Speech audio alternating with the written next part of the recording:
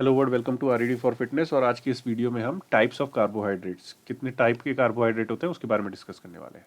तो जो पहले टाइप के कार्बोहाइड्रेट होते हैं उसे हम बोलते हैं सिंपल कार्बोहाइड्रेट, और दूसरे होते हैं कॉम्प्लेक्स कार्बोहाइड्रेट।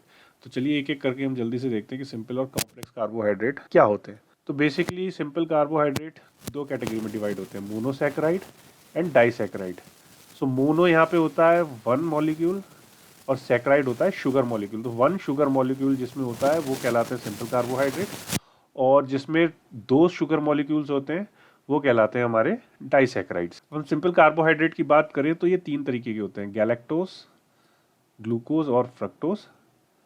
और डाइसैकेराइड्स की बात करें तो ये हो गए हमारे सुक्रोज, लैक्टोज और माल्टोज। सो डाइसैकेराइड दो शुगर मॉलिक्यूल से बनते हैं, मतलब कि दो मोनोसैकेराइड मिला के एक डाइसैकेराइड बनता है। तो ये हो गया सिंपल कार्बोहाइड्रेट्स के बारे में। अब बात करते हैं कॉम्प्लेक्स कार्बोहाइड्रेट्स के बारे में। कॉम्प्लेक्स कार्बोहाइड्रेट दो कैटेगरी में डिवाइड होते हैं, ओलिगोसैकेराइड और पॉलीसैकेराइड। ओलिगोसैकेराइड में 3 to 10 शुगर मॉलिक्यूल्स होते हैं, और पॉलीसैकेराइड में 10 से ज्यादा शुगर मॉलिक्यूल जिसमें भी होते हैं, जिस भी कार्बोहाइड्रेट में होते हैं उसे हम पॉलीसैकेराइड बोलते हैं। ओलिगोसैकेराइड के दो एग्जाम्पल हैं, पहला है रेफिनोस, दूसरा है स्टेचियोस। और कॉम्प्लेक्स कार्बोहाइड्रेट के एग्जाम्पल है स्टार्च, ग्लाइकोजन और डाइटरी फाइबर। अब डाइटरी फाइबर की बात करें तो ये भी दो तरीके के होते हैं, सॉल्युबल डाइटरी फाइबर और इनसॉल्युबल डाइटरी फाइबर। अब बात करते हैं मेन फंक्शन ऑफ कार्बोहाइड्रेट।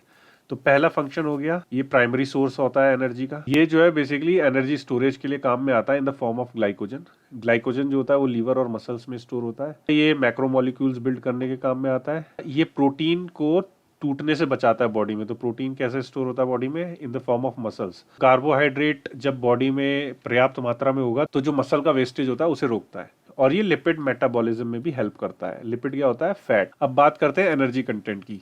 तो जो 1 ग्राम कार्बोहाइड्रेट होता है उससे हमें 4 किलो कैलोरी या 4 बिग कैलोरीज मिलती हैं, या 4000 स्मॉल कैलोरीज।